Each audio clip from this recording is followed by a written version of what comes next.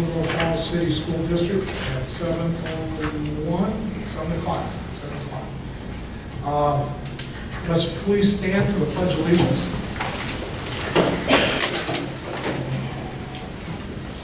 Pledge of Allegiance To the flag of the United States of America and to the republic for which it stands, one nation, under God, indivisible, with liberty and justice for all.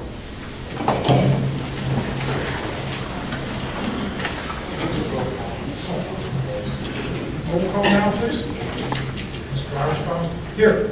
Video. Here. Achi. Here. Matthews. Here. Here. All right. At this time, we'll have comments from the audience. Before we move on to the comments from the audience, I would just like to remind everyone in attendance of the procedures for this part of the meeting. This is the time of the board meeting when citizens have an opportunity to bring comments or concerns before the board. When you address the board, please state your name and address and identify your organization you represent, if any. Comments should be directed to the board as a whole and not any one individual. Please refrain from any personal attacks or inappropriate language during your comments. Please also note that this is time where we, as board members, simply listen to your comments. So please do not be upset when there is not a response from board members. Each person is limited to 3 minutes for their comments. The board will enforce the 3-minute time limit out of respect for the other speakers and the people in attendance at tonight's meeting. Thank you. Is there any comments from the audience? Good evening, I'm Mike Barnes, 517 Park Ridge Drive, Monroe Falls, Ohio. And just a couple of real quick comments. Historically, single issue May elections generate very low voter turnout. As an example, Country Township, the Highland School District lost a levy issue in May 2011, and only 36 out of 697 registered voters went to the polls. Of the 36, 21 people decided the fate of the levy by voting no. What I'm saying is, I'm here tonight to ask each of you to join me in showing support for the issue, issue 3. The general public has seen very little public comment related to the levy. Like the Chamber and Stow City Council member and former school board member John Cavani, we as elected officials should be the loudest voices heard in support of public education in our community. So tonight I would ask each of you to publicly voice your commitment to work in support of issue 3. Our statements of support send a powerful message to those who elect us. Tomorrow night I'll be asking my colleagues on the Monroe Falls City Council to do the same thing. Again, I want to thank you, and I again ask for your support for issue 3, and we'll verbally work towards that goal when we vote 2 weeks from now. Thank you. Thank you. Thanks, Mike. Absolutely. Any other comments? All right. Okay, superintendent's report. Okay, got a lot tonight, so bear with me a little bit.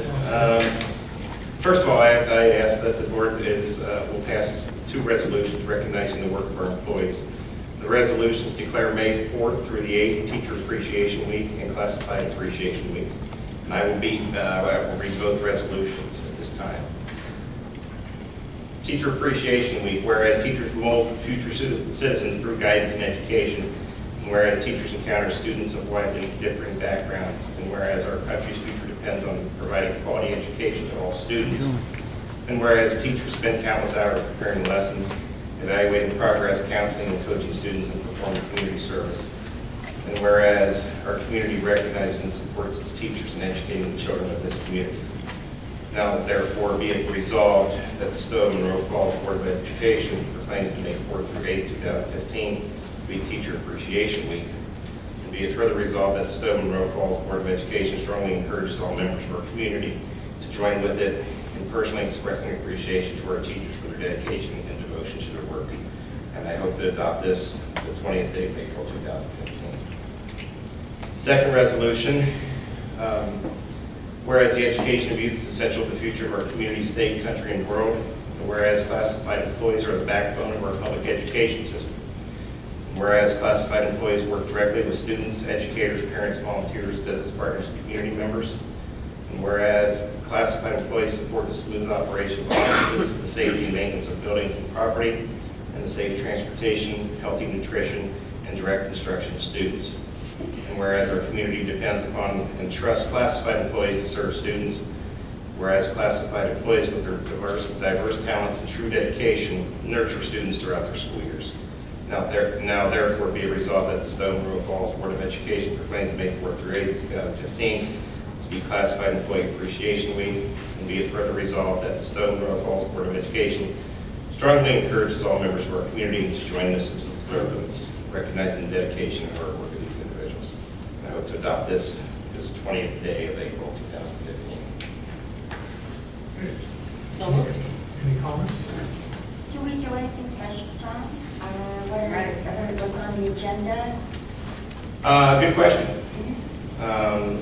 It's been different every district I've been at, and I don't know what's been done here yet with the principal. I would be willing to bet you that I'm sure things are done in individual buildings. I don't know what's district-wide, and that's certainly something that Frank and I are planning on digging into on behalf of the Central Office and the Board of Education as well, because I would like us to join the appreciation as well. I know that in the past, each building PTAs were involved and doing a lot. They always budgeted a lot for that. I was involved with PTA, and that we always did, but the whole week, meals and food and whatnot. And we'll do a really nice kickoff too at the beginning of the year as well, that I'm sure that it's going to be a little bit different than staff members are used to. Everywhere I've gone, I've always done a theme for the year with T-shirts and a celebration to appreciate our staff members. I've already talked to several people that would be willing to donate those and make that happen. So I'm looking forward to kicking off next school year too. So that's another. So we have a motion to approve the. I think we have a motion. Aaron? I would like to, All right. I would like to thank Superintendent Bratton for putting this out before, and I'm hoping that the Stow Century will put an article in the paper so that the community does know beforehand, not after the fact, like it's done before. And I personally would like to thank you on behalf of the whole board for doing that. I'd also like to thank our union representation. I'll be real honest with the classified and certified. I've only been here, since January, but my relationship and working with them has been outstanding so far. And it's not like it's an easy job for either one of us, but we've found some middle ground, have a great deal of respect, and that's gone very well. So I want to make sure to recognize that as well. Well, let us know anything we can do. Yes, Just let us know. ma'am. I sure will. Thank you. Should I second it? So we have a motion. And we have a second. Also, Okay. And I think we've had the discussion. So, roll call, please. Mr. Armstrong? Aye. Mrs. Bedio? Aye. Mr. Benacci? Aye. Mrs. Matthews? Aye. Mrs. Powers? Aye. And now we have a presentation, Mr. Bratton, would you give us some? Yes, sir. For the past 4 months, we have been meeting with energy conservation companies and asking them to submit proposals to work with our schools. The goal here is for us to receive energy savings with these renovations, and the money we save from energy savings in turn will pay for the renovations. This is one way that we have identified so as not to negatively affect the general fund while still allowing us to renovate what is needed by freeing up this money. Using House Bill 264 money allows us to have more funds at our disposal to continue to also address other capital improvement needs that aren't considered to be energy savings, but yet are still vital to our buildings. So at this time, I would like to bring up and introduce Will Litman and Dave Zahala from Luxmart to present our proposal for our schools. Gentlemen? Thank you, Tom, and thank you, Board of Education. With me is actually not Dave Zahala. Our president had a fundraiser for his son's baseball team this evening, so he wasn't able to make it. But I do mostly as well. So. Tom Martin is our COO and one of the partners in the company, who's accompanying me tonight for this presentation. Tom really summed it up pretty well as far as what some of the goals were when we first came out and started dealing with the district a few months ago. We put together a presentation that you guys all have in front of you as well, that I'd like to walk through, kind of go through. Certainly, if you guys come up with any questions or any concerns, please feel free to interrupt me and ask as we get to those different slides, those different items. So With that, I just need the presentation started. Thank you.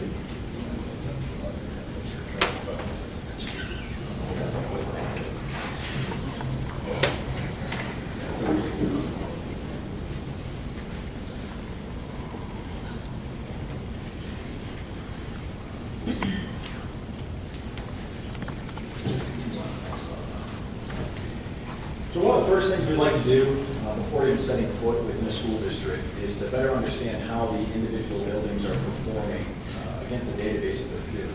And internally at Bucksmart, we have over 120 school districts in our internal database. And we'd like to go through and kind of compare you guys to similar age facilities, similar operating buildings from elementary school to elementary school. And really put you guys on a distribution curve with those schools to better understand where you guys rank. And we do this through a metric called EUI, which is Energy Utilization Index. And essentially, we take your electricity and your natural gas, put them into a common denominator of BTUs, converting those kilowatt hours over BTUs, gas storage into BTUs. And then understanding on a BTU per square foot basis where each building ranks. And as you can see on that distribution curve, both on the presentation in front of you and up there on the board, Indian Trail was your best performing building. Lakeview was your second best performing building, and it was right about at average. And the average within the database is about 77 on the EUI. And then as you can see, Riverview, Kimpton, Woodland, Highland, Echo Hills, the high school, and Fish Creek were all on the tail end of that distribution curve. And overall as a district, you guys are about a 92 EUI. Those buildings that I mentioned at the back end of the distribution curve are in the bottom 20% of the buildings performing from the database. So that means there's 80% of schools in that sample that actually perform better than those do from an energy standpoint currently. Through our efforts and through some of the things we identified, and really what this let us know too is kind of where to target, whether the opportunity lie in electricity, whether the opportunity lie in natural gas savings, where to target when we set foot on the building so we kind of knew where to start looking first. And after the projected project we have, it should move the district needle from a 92 BTU per square foot, BTU per square foot, down to about a 69, so it's flipping you over to the other side of that average. With that, we want to measure. So after spending multiple site visits over spring break and even prior to spring break, a number of mechanical rooms across the district, this is really the results of and what we identified as the best opportunities for the school. The first thing on the list there is LED lighting district-wide. Currently what you guys have is fluorescent technology, and it's a mixture of 28 watt and 32 watt T8 fluorescent fixtures throughout the district. What we're proposing to do is convert every single school over to LED lighting, primarily being LED tubes, where we take the fluorescent fixtures and actually put in LED tubes that fit where the current fixtures are. We'd be removing ballasts. One of the issues that was brought to our attention by both the administration and maintenance staff was the issues we've been having to replace ballast lately. They're kind of at that point in the life cycle, exponentially starting to get worse as ballasts are starting to fail from the lighting that you guys have done in the past. And this new LED tubes are actually direct wired LED tube technology, so it eliminates the ballast altogether while providing you the savings of LED technology.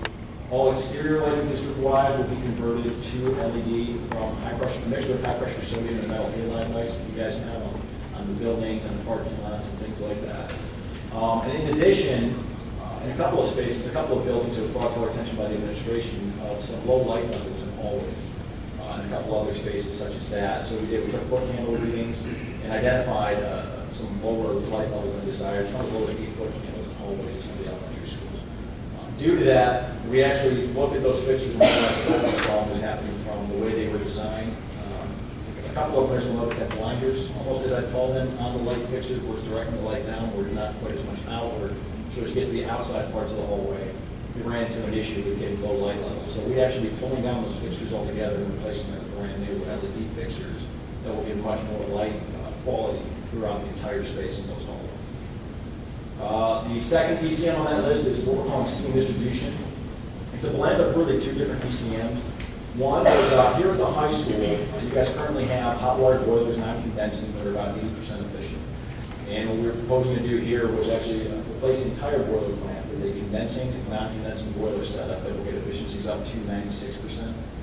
In addition to doing the boiler plant here, we had Echo Hills, Highland, Riverview, Woodland, and Fish Creek all have steam boiler plants, and the steam distribution systems in those particular buildings were in need of some repair. What we noticed on site was a lot of failed steam traps and valves that failed and out of repair that needed to be replaced. And part of this process is going to be going through replacing those steam traps, replacing those valves, getting them up to working order. Some of the issues that these can create, we had some very hot rooms, 80+ degrees when we were in there. And again, when you get the steam distribution system out of whack, it can really start to affect temperatures in those individual spaces and make them uncomfortable learning environments. The third ECM on the list is a controls upgrade. Currently, for most of the district, you guys have what are called pneumatic controls. If you're not familiar with them, they're essentially an energy control system, or an HVAC control system that relies on compressed air.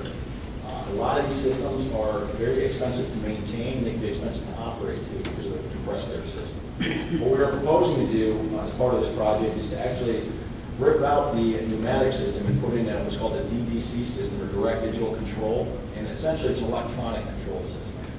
A number of advantages with an electronic control system are it's not as maintenance heavy, because you're going to have a pneumatic system that can get blockages in the airways and issues like that. But there's also a number of additional strategies we'll be able to take advantage of once we go to this electronic control system. Your maintenance staff will have access to not just boiler plants like they do right now at a lot of the elementary schools. They can just kind of see the boiler plants on the control system, but each individual room is controlled by a thermostat in that room. What they're going to have now is through a computer screen, they're going to be able to actually access each individual classroom and control the temperatures in those spaces.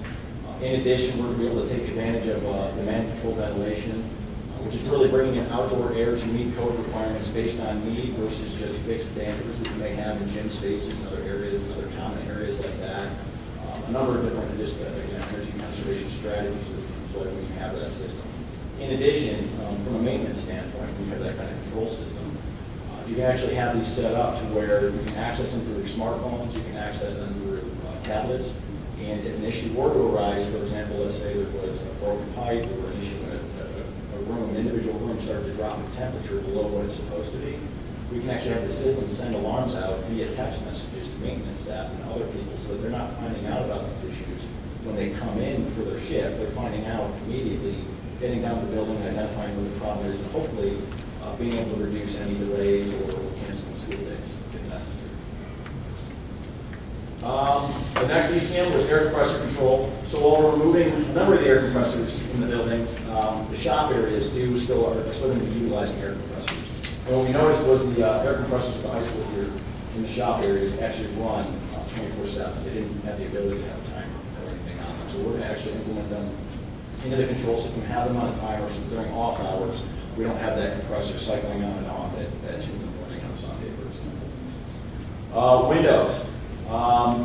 Windows, we are addressing windows and this was identified as a large driver by the administration early on in this process, that windows were addressed at a number of buildings a few years ago, but there were still a number of buildings that remained.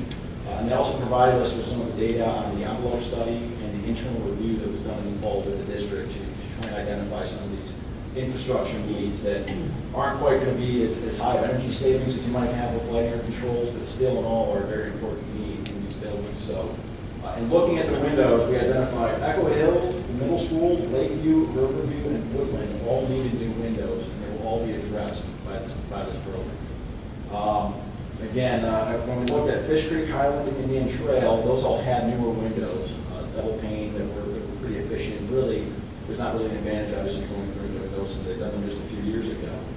So we really wanted to kind of address the rest of them outside of the high school, pretty much will be addressed by this program. And then, again, other buildings can be addressed down the road as part of this typical or standard maintenance program. Kitchen hood controls. Here at the high school, in the kitchen, you guys obviously have a cooking hood that pretty much runs whenever the kitchen staff is there in the building. However, due to a number of the changes that have come down from the federal government, there's not as much cooking or as much need as there once was for kitchen hoods. So what we actually propose doing is a new control system, tying in temperature and particulate sensors into this hood to be able to hooking the fan motor up to a VFD to cycle that hood up and down to draw out really the amount of air and heat as necessary as opposed to just doing it at a constant rate 24/7. Certainly when you put a VFD on, which is a variable frequency drive for that motor up and down, you get electric savings, but the big savings here is as you pull that conditioned air out of the kitchen space, there's a makeup air unit right next to it that's designed to pump air into the building to keep it balanced as far as the pressure in that space. And what you run into is obviously on a 10-degree, or negative 10-degree day, as we've had this past few years, you have to now heat that negative 10-degree air in to condition that space as you're drawing it out. So if we can ramp that down, that's where really the bulk of the savings come from this particular DC. So really going through all those, the rest of those are just some other savings that we identified that we have an opportunity for. But overall project payback's about 11.6 years. It's the overall investment's about $4.137 million. Annual utility savings about $196,000. Annual operation and maintenance savings of about $159,000 for total annual savings of $355,000. The project as a whole will reduce your electric power utility bills by around 21%. It will reduce your natural gas utility bills by about 19%. Reduces the dollar per square foot district-wide from about $1.20 down to 91 cents a square foot. And as far as in working with the administration, the infrastructure-related items that were in the envelope study and the internal review from the fall, we peeled out some things like buses and things like that, but that were directly related to the infrastructure of the building. This will address about 81% of those in that facilities master plan you guys have. Do we have any questions from this one prior to moving on to the next slide?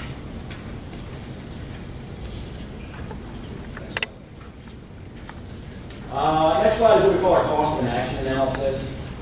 So if you look at that bar chart on the left, that is what the district's going to spend over the next 11.6 years, whether you guys do the project or not.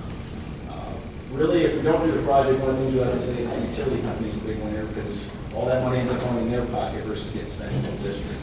What we're proposing to do is over the next 11.6 years, as you can see, 4.1378 million gets actually peeled off of what we were going to spend anyway and get used to address these issues that we've identified before. The annual cost of inaction, basically on our last slide, was $355,000. On a monthly basis, it's about $30,000 a year. On a daily basis, it's about $988 a day. So we'd be able to save a lot.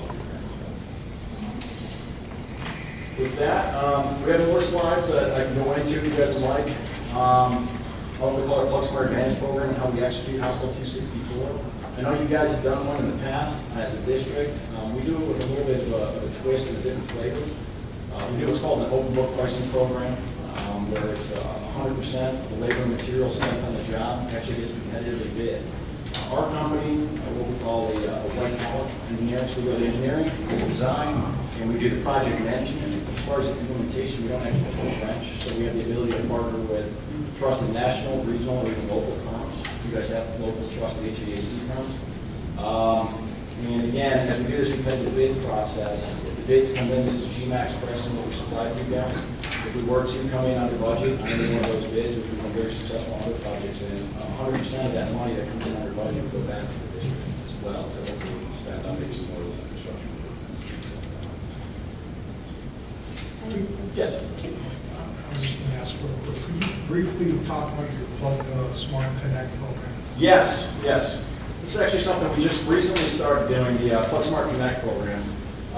We actually started making investment in our educational partners. We work with a number of K-12 districts, higher educational facilities. And one of the things we identified that we really take advantage of whenever we do a House Bill 264 project or just an energy conservation project in general is to try and take what we're doing in the buildings and try and move it into the classroom. So one of the things that we offer that we can work with your guys' staff on is actually tying the project into science courses, the physics classes, maybe even if you guys have pre-engineering classes for some of the high school programs. But what we'll do is actually work with teachers, provide training, even provide them with a little energy toolkit they can use to do demonstration and do some analysis throughout the district, even analyzing energy bills, utility bills before and after the project, things like that are different programs that we can implement and work with the district on to kind of custom tailor something that makes sense based on what you see and what you guys have. And that's something we've taken advantage of lately. It's been very popular. And in addition, you know, if there are any energy-related programs that you guys are running in the district or something we can sponsor of and work with the different groups on and try and help them out achieve whatever goals they may have as part of the program. I'm was reading through this the past few days, Yes. that was online, and I see that you have the competitive bidding. Yes. Do you take care of that? Do we take care of that? And who do you recommend, or? Actually, kind of comes in a couple different flavors. It depends on the district. Some districts are very involved in the competitive bid process. And really, the way it works is we develop all of the RFPs, all of the processes for it, and then we run the competitive bid. What we do is we also get involved with the administration. Mark, Tom, Dave will have their feedback, get their input on every RFP that goes out if they so choose. So they can tweak it. For example, we work with mechanic schools. Mike Hale over there, went down to the weeds on every single RFP we wrote. We even specify exactly where we want growth penetrations for a chiller in that RFP. So it really can be as involved or uninvolved as you want. It certainly depends on availability and what level of detail we want to go into on it. And then as far as the responses go, we can do that in one of a number of ways. We can all sit down together, go through all the responses, and then as a group select one. We can have us at Plugsmart kind of narrow down what we feel are maybe the best 3 or 4 different options and then do it. In other districts we have, they say really they want us to choose one of the vendors that bids, and then kind of just give explanation of why we chose that one over others. The biggest thing I always like to tell people too is you really have to dig through the responses, because it's not always a scenario where low bid is best bid. You're really trying to determine what's best bid and what's best for stuff. Is kind of our goal for doing a competitive bid process. But yes, we do run a bulk of that, and then what we do is work with the administration for feedback.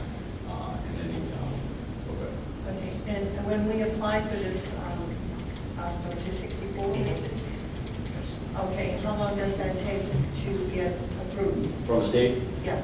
That takes about anywhere, it could be from 30 to 45 days. Once we submit the OFCC report with the resolution stamped on top of it. Due to the time frame, I know we're looking at targeting this summer. We have a very good relationship with the OFCC, and we've been talking about this project and some of the goals of windows and some boilers. So we've actually been talking and prepping them, and are hoping to be getting in action quicker than that, than 30 to 45 days. Not to be a doubting Thomas at all, Yeah. but your projected savings and your payback, 11.6 years, so let's say we're 3 years into this, and we're nowhere near that. Yeah.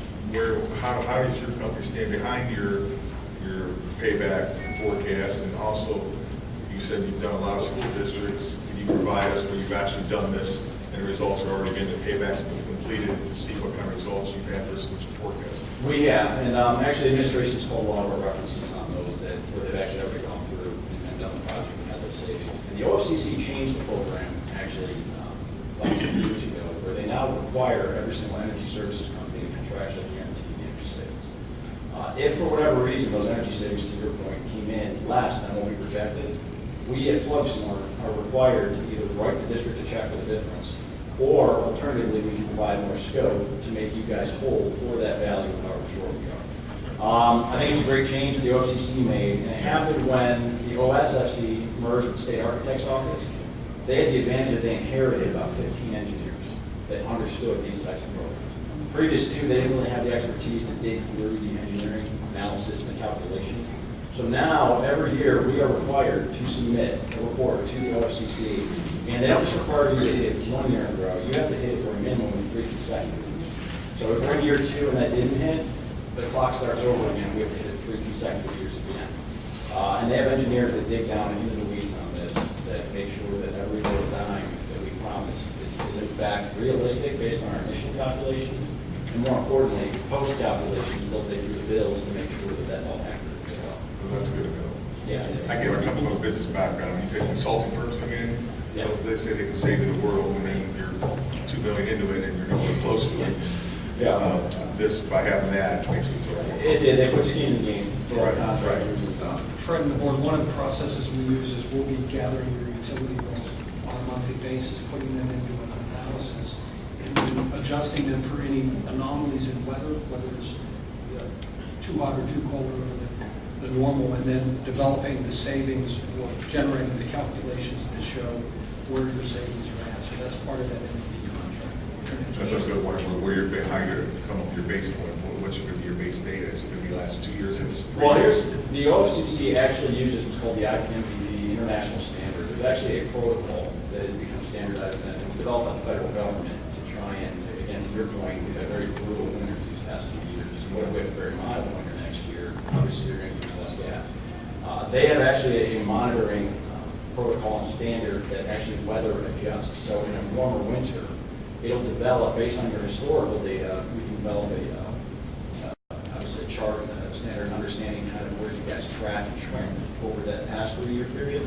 And then knowing in a warmer weather winter, we follow that line up, and then we can only get the savings up to where, it's not affected by weather, essentially. So they do all of that, it's standardized.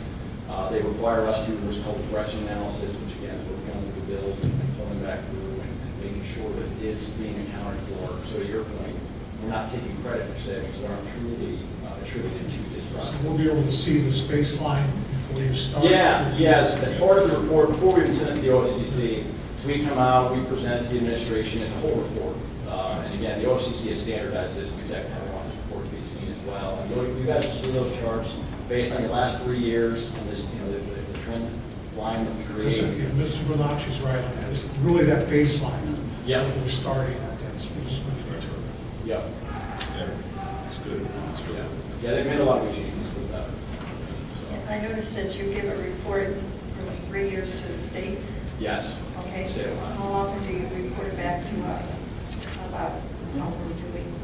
We'll be getting that monthly, obviously, bills from you guys, and then usually we pretty much do it. We'll be tracking that internally in our own system to make sure, because certainly when obviously we have skin in the game, I can tell you that a lot of these estimates even are going to be conservative, because we do not want to overestimate our savings in a situation we're paying for. So essentially, we will be tracking it constantly throughout, and then usually we just provide a report to the district at the end of that year. But certainly, if something were to come up and we have some kind of issue, let's say 3 months into the project, I can guarantee you we're going to have engineers on site here, and they will be on the bottom of it and determining what the issue is and correcting it so that moving forward it's become a long-term issue.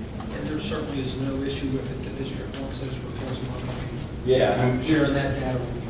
Yeah, I guess at that point, if you have one more frequently quarterly, I mean, monthly probably doesn't make as much That doesn't make sense. Yeah, Quarterly or that's semi-annual. Quarterly or semi-annually, Yeah, probably, monthly yeah. doesn't show enough. Yes. Semi-annual is plenty, I think. Yeah, and we can do that, but ultimately we'll be tracking that year round to ensure that we're not having any issues or any shortcomings.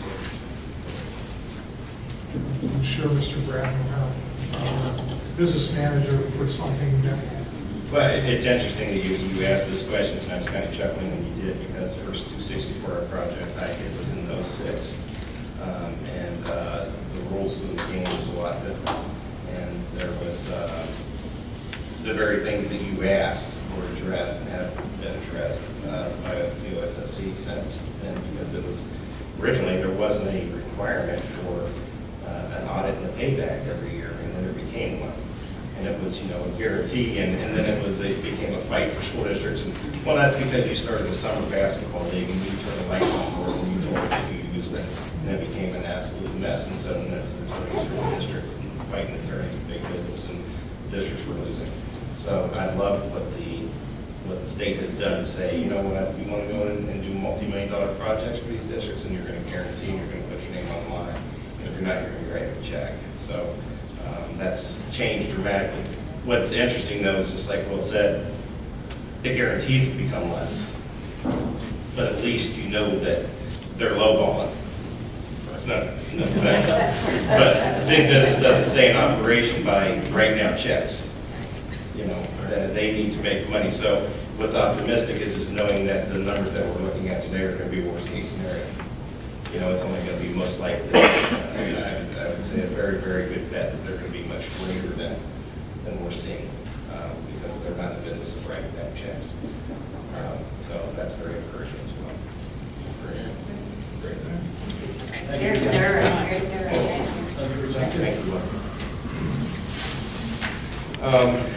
Really excited about this. As you know, we had a capital improvement project. It wasn't a project, but it was a study, and we needed approximately, I think it was about $6.1 million of capital improvements district-wide in all of our buildings. And one of the things that, like Will said, this addressed over 80% of that capital project that now it can stay into the general fund. And I think it needs to be pointed out what we're not spending out of the general fund for these upgrades and these upkeeps and the maintenance and everything else is because I don't think you mentioned, we're also going to be losing, it says $100,000 up there, it's actually $130,000 maintenance contract per year that we will no longer have to be funding as well. And that's, over 10 years, that's $1 million, and that's what we've been paying right now. Almost over $1 million right now is what we paid that maintenance contract since 2006. And that was one of the things that I told them when they came in, this is turnkey. When you walk away, you're done. We don't want to sign any maintenance contracts, we're not going to have any energy managers on site, we're not going to do any of those things. And so this allows us to get out from underneath that as well.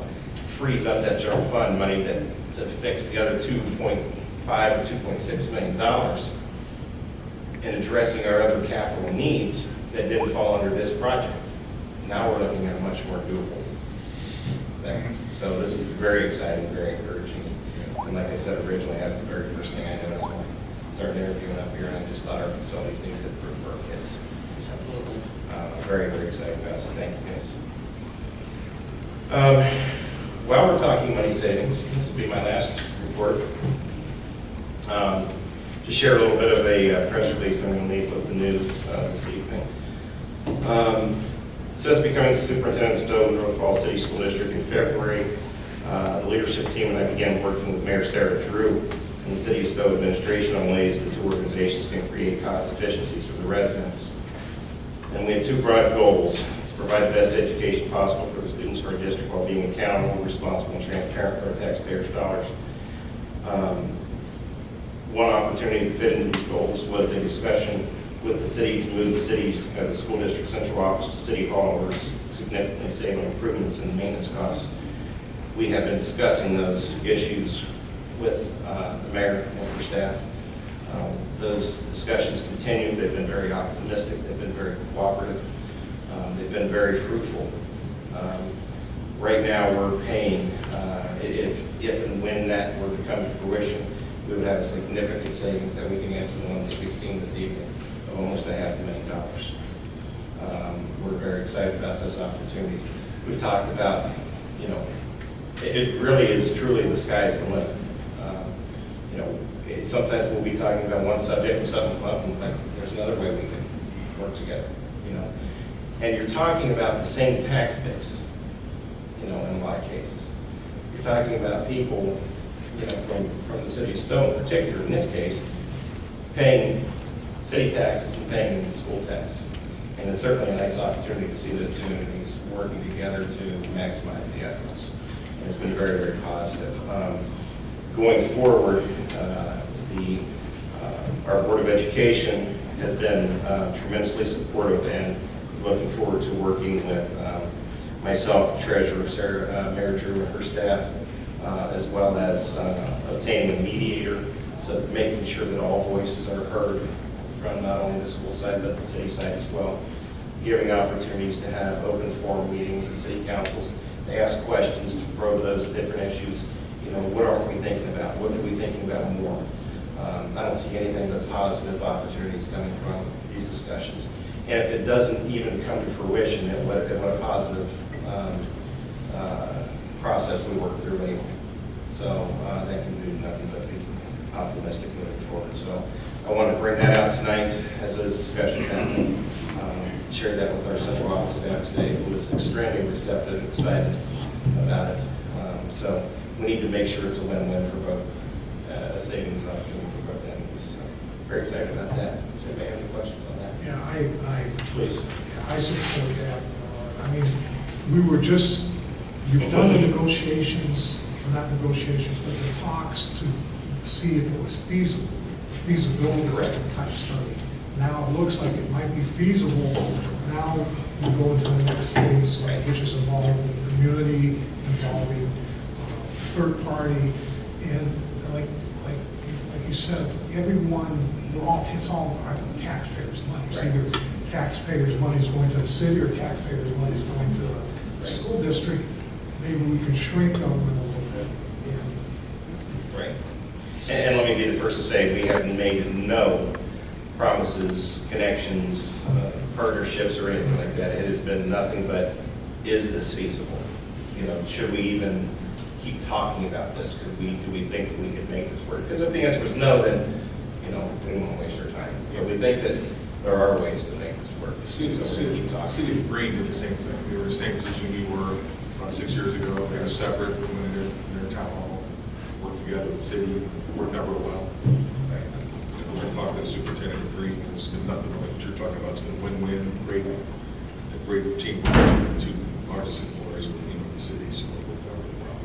It's been excellent. I mean, I've had a great relationship with her coming in, you know, having never known her, and it's been a very good working relationship, as well as Monroe Falls as well, and working on some projects with Mayor Larson and council there on the drug issues in schools and how do we attack that together as a partnership. So this is just another way the schools can partner with our There's so much leverage opportunities, you know, as Fritz said earlier, when we pave parking lots, you know, we jump on the back of the city when they do their paving, and jump on their contract, there's a huge leverage, a lot more than we have, you know, and then you got trash, you got paper, you got salt, you got all these different things. just a ton of things. Just a ton of things that you can partner with. You know, they don't have the infrastructure we have, you know, in a lot of cases, you know, the technology pieces and those type of things. So, you know, you think citywide, it must be much bigger than the schools. Actually, most of our areas are much bigger than the cities.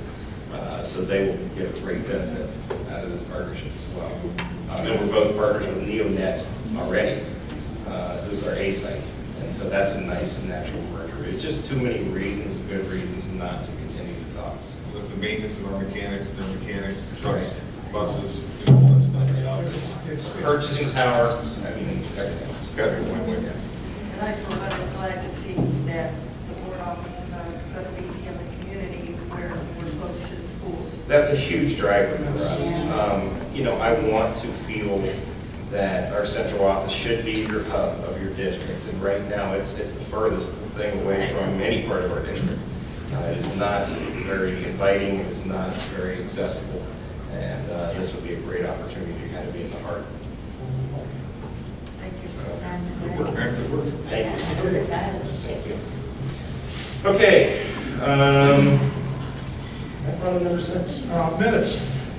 Okay, I would like to, do I have a motion to approve the minutes for the April 7th, 2015 regular board meeting?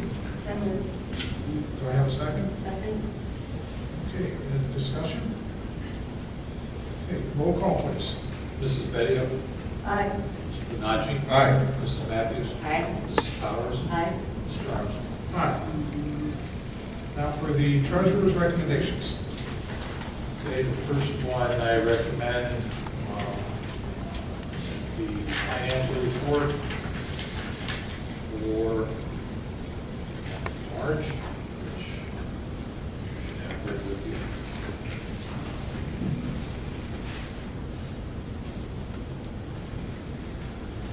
Okay, do I have a motion to approve the financial report for March? So moved. Second? Discussion? Roll call, please. Mr. Benacci? Aye. Mrs. Matthews? Aye. Mrs. Powers? Aye. Mr. Armstrong? Aye. Mrs. Bedio? Aye.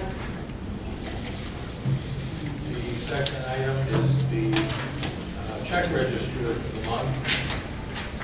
And it was a pretty extensive month, so there's a lot of money there. $5 million. Big business. I recommend you do that. So moved. Second? Discussion? Roll call, please. Mrs. Matthews? Aye. Mr. Powers? Mrs. Powers? Aye. Mr. Armstrong? Aye. Mrs. Bedio? Aye. Mr. Benacci? Aye.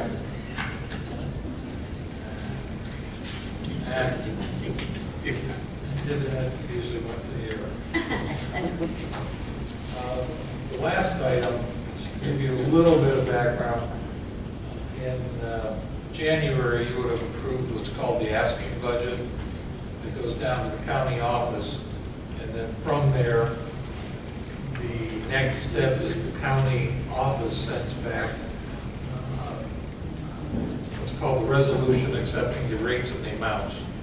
And they determine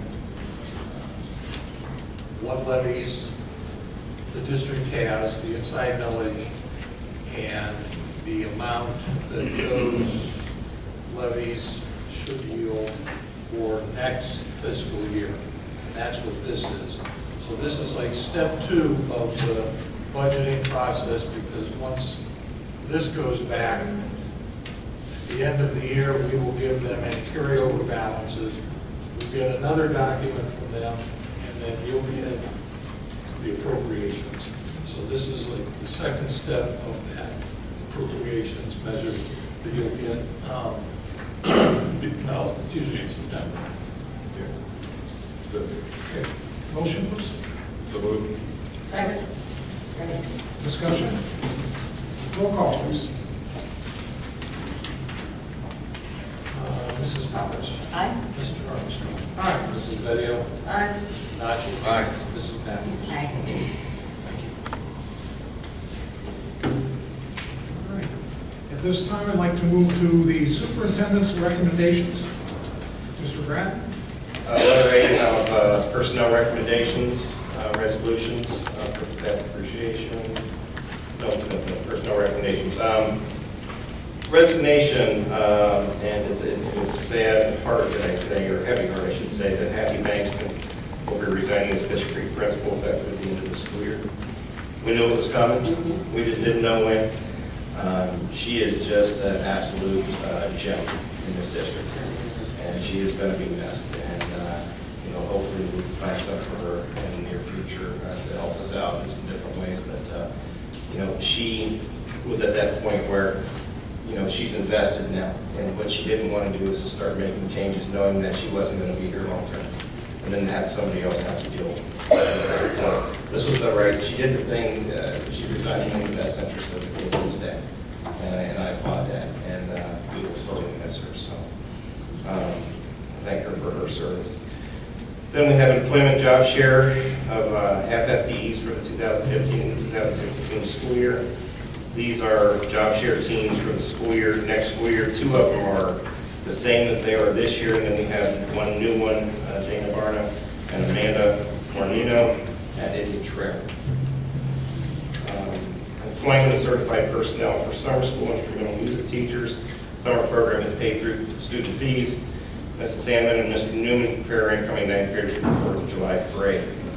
Certified substitutes for 2014-15 school year. These are additions to what we've already done. Game help for the OHSAA boys and girls basketball tournament. We had these are the game help rates for the OHSAA for schools that host playoff games. Game help for the 14-15 school year on an as-needed basis, just setting the rates there. These individuals are paid for through the athletic department. Permanent subs for the rest of the school year be paid at VA with 0 years on the 61st day. Cheryl Dunn is subbing for Leslie Detweiler at Highland, who is on leave of absence for the remainder of the school year. We also have 4 leaves of absence, 3 for teachers and 1 administrator for personal reasons. Employment of classified. The classified employee recommendations are in the miscellaneous items that you have. And I think that's it for A. Second? Discussion? Roll call, please. Mr. Armstrong. Aye. Mrs. Bedio. Aye. Mr. Bonacci. Aye. Mrs. Matthews. Aye. Mrs. Powers. Aye.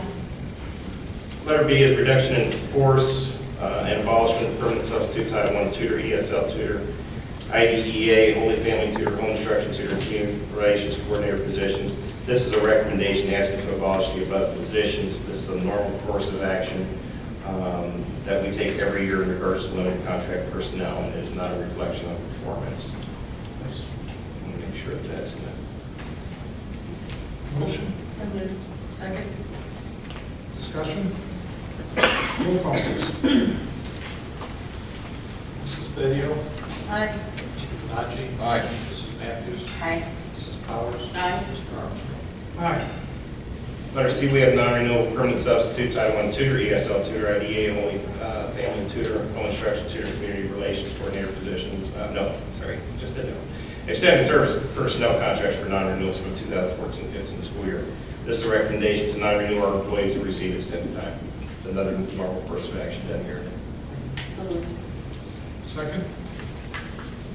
Discussion? Roll call, please. Mr. Bonacci? Aye. Mrs. Matthews? Aye. Mrs. Powers? Aye. Mr. Armstrong? Aye. Mrs. Bedio? Aye.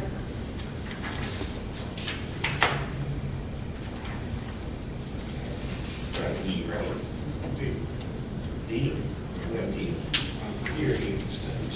D. D. Extended service personnel contracts, non-renewals for 2014-15. Recommendation to non-renew our employees who receive extended time. Again, normal course of action every year. So moved. Second. Discussion? Roll call, please. Mrs. Matthews? Aye. Mrs. Powers? Aye. Mr. Armstrong? Aye. Mrs. Bedio? Aye. Mr. Bonacci? Aye. Does all read the same? Yes. Revised Code 33.13.53, extracurricular contract renewals for 14-15 school year. Again, recommendation to non-renew our employees who hold supplemental contract, normal course of action, first school district year. So moved. Second. Discussion? Roll call, please. Mrs. Powers? Aye. Mr. Armstrong? Aye. Mrs. Bedio? Aye. Mr. Bonacci? Aye. Mrs. Matthews? Aye. Letter F, Summit County Educational Service Center Building Lease Agreement for the 2015-16 school year. This agreement would allow the ESC to lease 3 classrooms at Indian Trail to house the preschool units for the 15-16 school year. So moved.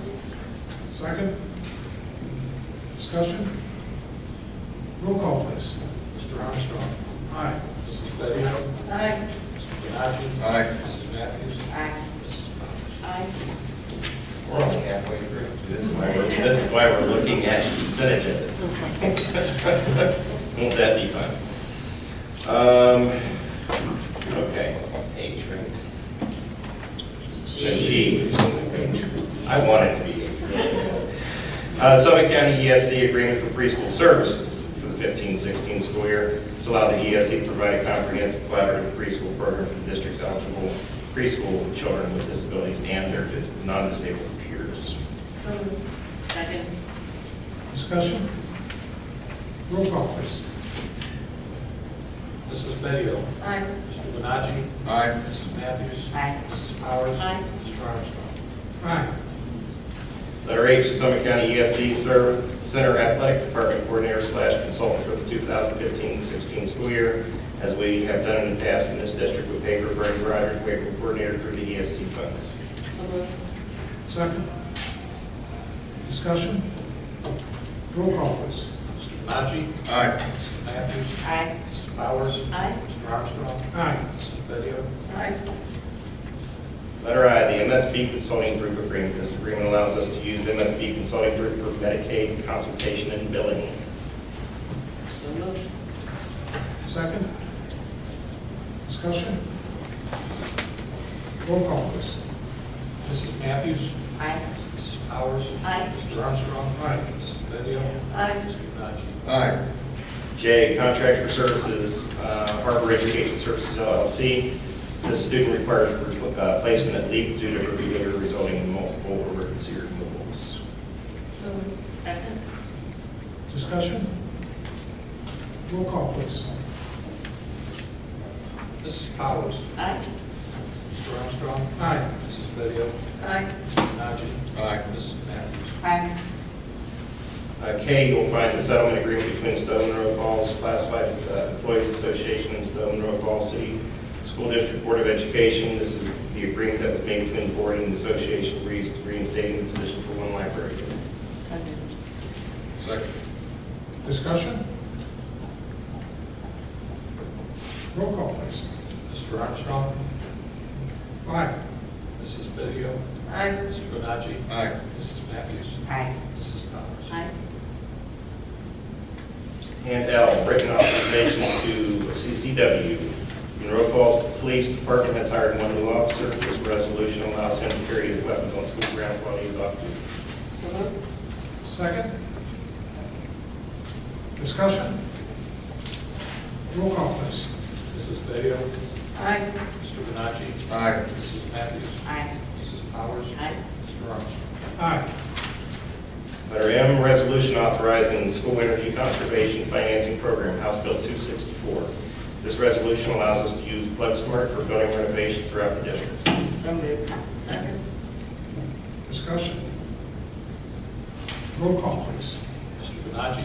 Aye. Mrs. Matthews? Aye. Mrs. Powers? Aye. Mr. Armstrong? Aye. Mrs. Bedio? Aye. Congratulations, John. And extended field trip. I have attached a copy of the field trip form with this update. It's for the high school band to go to Edinburgh University for band camp August 2 through 7. So moved. Second. Discussion? Roll call, please. Mrs. Matthews? Aye. Mrs. Powers? Aye. Mr. Armstrong? Aye. Mrs. Bedio? Aye. Mr. Bonacci? Aye. Letter O is a gift. We will send a letter of thanks to Mr. and Mrs. Ryan, who graciously donated a gift of a set of golf clubs to the golf team. So moved. Second. Discussion? Roll call, please. Mrs. Powers? Aye. Mr. Armstrong? Aye. Mrs. Bedio? Aye. Mr. Bonacci? Aye. Mrs. Matthews? Aye. I'm done talking. There's no other business on the agenda. Is there any new business? Business on the agenda? Okay. Possible executive session? I have not heard of anything. Okay. I'd like to make a motion to adjourn. Second. No discussion? Roll call, please. Mr. Armstrong? Aye. Mrs. Bedio? Aye. Mr. Bonacci? Aye. Mrs. Matthews? Aye. Mrs. Powers? Aye. Meeting adjourned.